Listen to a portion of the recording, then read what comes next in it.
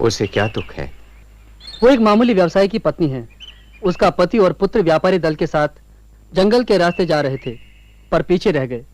जब लोग खोजने के लिए वहां वापस लौटे तो पाया वो मरे पड़े थे। उन्हें किसी डाकू ने मार डाला था। उनकी उंगलियां कटी हुई थी, जिससे लोगों को विश्वास हो गया है कि ये काम एक अंगुलीमाल नाम के भयानक डाकू का है, क्योंकि वो अपने शिकार की उंगलियां काट डालता है। मैंने इस डाकू के विषय में लोगों को बातें करते हुए सुना है।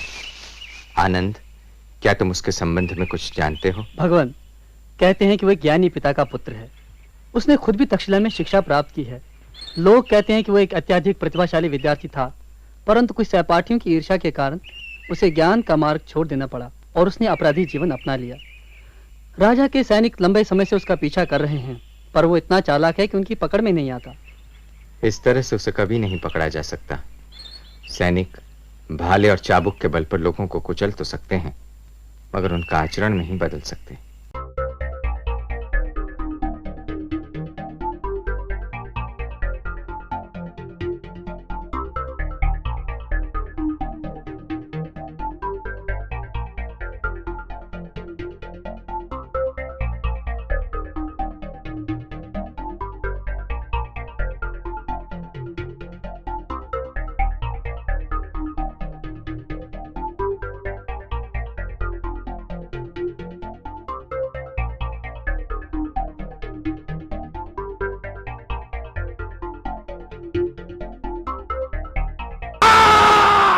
वहीं रुक जाओ भिक्खू, और आगे ना बढ़ना। क्या कह रहे हो तुम?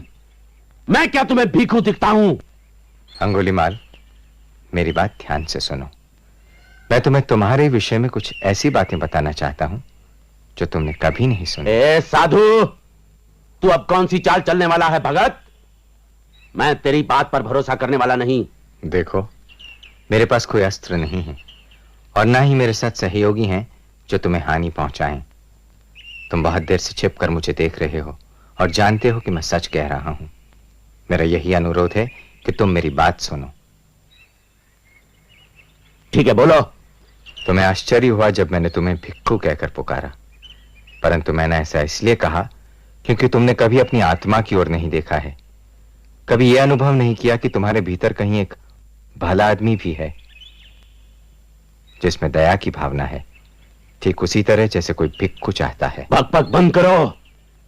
मेरे समूचे जीवन का उद्देश्य है लोगों की हत्या करना और समृद्ध होना। जीवित लोगों का मेरे लिए कोई मतलब नहीं है। फिर भी मैं कहता हूं, समाज और लोगों के बीच तुम्हारा स्थान है। समाज? क्या जानते हो तुम समाज के बारे में? तुम स्वयं एकांत में रहने वाले हो। पीड़ा और अपमान के बारे में तुम जानते ही क्या हो? शायद उतना नहीं जितना तुम जानते हो। मैं जानता हूं कि तुमने बहुत दुख सहे हैं, मगर इसका हल यह नहीं है कि तुम लोगों के जीवन में दुख पैदा करो और अपने लिए नर्क का मार्ग तैयार करो। सोचो, किसी आदमी की हत्या करने के बाद क्या तुम्हारे मन में यह इच्छा नहीं हुई कि तुम उसके शव के सामने खड़े होकर रो? और कितनी ही बार इस जंगल के भयानक एकांत में तुमने अपने आंसुओं को नहीं रोक लिया है? और अभी वो कैसे बाहर आने के लिए संघर्ष कर रहा है।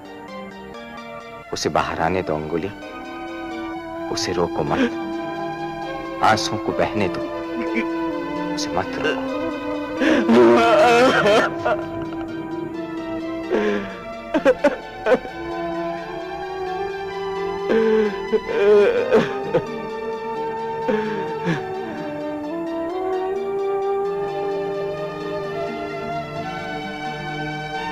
मेरी दबी हुई स्मृतियों,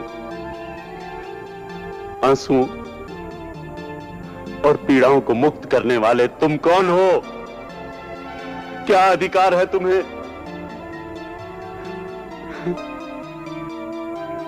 वर्षों से मैंने अपने चारों ओर घृणा की दीवार बनाकर रखी थी, अपने भय बंद करके छिपा के रखे थे। तुम पास आए और अपने कुछ शब्दों और एक स्पर्श से ही उस दीवार को तोड़ दिया।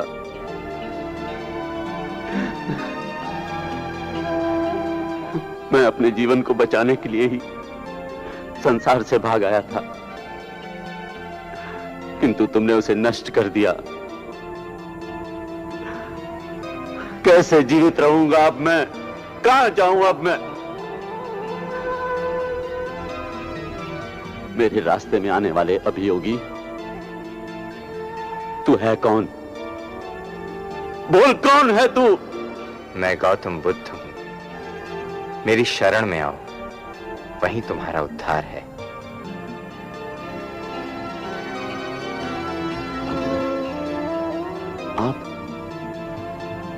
आप हैं भगवान? मेरी रक्षा अब कहीं नहीं हो सकती। मैंने इतने पाप किए हैं जितने कोई दो जीवन में भी नहीं कर सकता। डाकू के रूप में तुम्हारा जीवन अब समाप्त हो चुका है। मैं तुम्हें अपने आदेश से भिख को नियुक्त करता हूं। ये एक नया जीवन है। नए सिरे से सब कुछ आरंभ करने का अवसर है तुम्हारे पास। नहीं, मैं पहचान लिया जाऊंगा। लोग मुझे पत्थर मारेंगे, मेरी जान लेने की कोशिश करेंगे। इससे भी बुरा हो सकता है। तुमने जो हत्याएं की हैं, ये उन्हीं का फल है। सभी पीड़ाओं के कारण तुम ही हो। तुमने जो कर्म किए हैं, उसका फल तो तुम्हें भोगना ही होगा। जब तक जीवन चलता रहता है, कर्मों के फल भी मिलते रहते हैं। क्या तुम्हारे भीतर उन्हें स्वीकार करने का साहस है? हाँ भगवान, जिस नर्क में मैं जी रहा था, उससे तो कोई भी स्थिति अच्छी हो सकती है। तो फिर आओ अंगुलीमाल, फिर से मनुष्यों के संसार में लौट चलो। महावत अंकुश से हाथी पर नियंत्रण पाता है, किंतु भगवान बुद्ध दया से